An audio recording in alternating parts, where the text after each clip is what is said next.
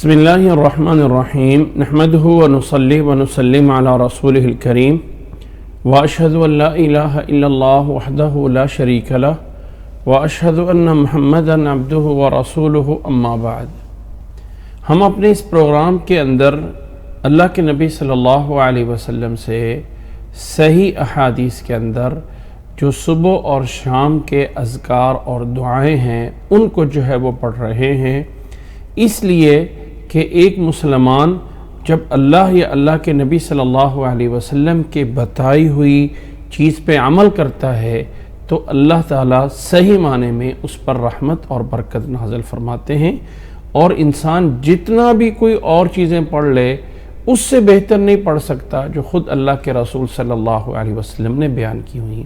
تو صبح اور شام کے اذکار میں آج جس ذکر کو ہم آج پڑھنے جا رہے ہیں، رسول اللہ صلی اللہ علیہ وسلم سے یہ دعا پڑھنا ثابت ہے کہ آپ صلی اللہ علیہ وسلم صبح کے ٹائم، یاد رکھ لیں کہ کچھ ایسی دعائیں ہیں جو صرف صبح کے ٹائم ثابت ہے اور کچھ ایسی دعائیں ہیں جو شام کے ٹائم ثابت ہیں۔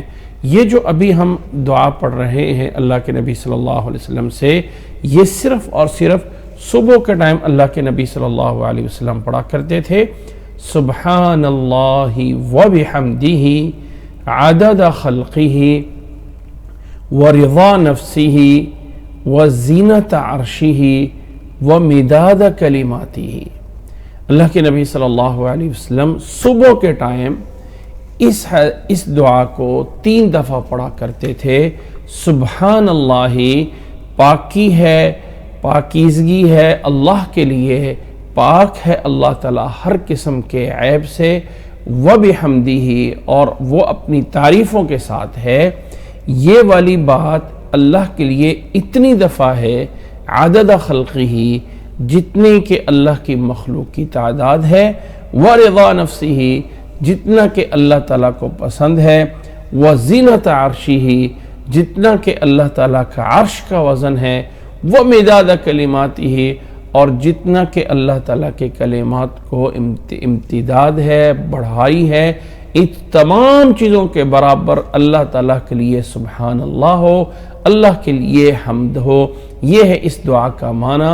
اس بارے میں اللہ کے نبی صلی اللہ علیہ وسلم کی جو حدیث ہے، حضرت ام المؤمنین جویریہ بنت الحارث رضی اللہ عنہا، اللہ کے نبی صلی اللہ علیہ وسلم کے ازواج مطہرات امہات المؤمنین میں سے ہیں، وہ روایت کرتی ہیں کہ اللہ کے نبی صلی اللہ علیہ وسلم ایک دن ان النبی صلی اللہ علیہ وسلم خرج من عندها بکرة حین صلی الصبح، کہ اللہ کے نبی صلی اللہ علیہ وسلم جب صبح فجر کی نماز کے لیے نکلے تو وہ اپنے مصلی پہ بیٹھی تھیں، اللہ تعالیٰ کا ذکر اذکار کر رہی تھی۔ ثم رجع بعد ان اضحى، پھر اللہ کے نبی صلی اللہ علیہ وسلم چاشت کے وقت یعنی سورج کے نکلنے کے کچھ دیر بعد واپس گھر میں آئے، وہی جالست، اور وہ ویسے ہی اسی جگہ پہ بیٹھی اللہ کا ذکر کر رہی تھی۔ فقال ما زلت على الحال التي فارقتك عليها، فرمایا کیا تو اسی حالت میں بیٹھی ہوئی ہے جس پر میں آپ کو چھوڑ گیا تھا؟ قالت نعم، اس نے کہا جی ہاں۔ تو فرمایا اللہ کے نبی صلی اللہ علیہ وسلم نے لقد قلت بعدك 4 کلمات 3 مرات، فرمایا میں نے اس کے بعد تیرے مطلب یہاں سے جانے کے بعد 4 کلمات کہے ہیں 3 دفعہ۔ لو وزنت بما قلتی، اگر ان کا وزن کیا جائے یہ صبح فجر سے لے کے اب تک جو تم پڑھ رہی ہے اس کے برابر کیا جائے، لوزنتہن، تو وہ اس سے بھاری ہو جائیں۔ اور وہ کلمات کیا ہیں؟ سبحان اللہ وبحمدہ عدد خلقہ ورضا نفسہ وزینت عرشہ ومداد کلماتہ۔ یہ روایت صحیح مسلم میں امام مسلم نے اس کو 3837 نمبر پہ روایت کیا ہے۔ دعا دوبارہ سے سن لیجئے۔ سبحان اللہ وبحمدہ عدد خلقہ ورضا نفسہ وزینت عرشہ ومداد کلماتہ۔ یہ دعا صبح کی دعاؤں میں، صبح کے اذکار میں اس کو پڑھنا ہے۔